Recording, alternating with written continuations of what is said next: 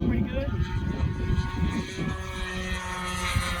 The only problem is you don't have a lot of time to get altitude if something goes wrong. That's the only problem that you run into. But you can see this one's down in pretty good.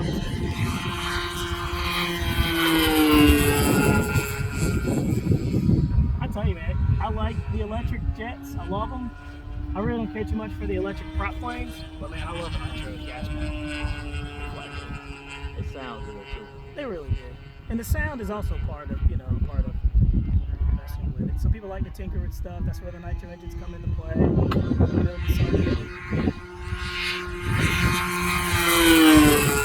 tell you, that is gusty wind.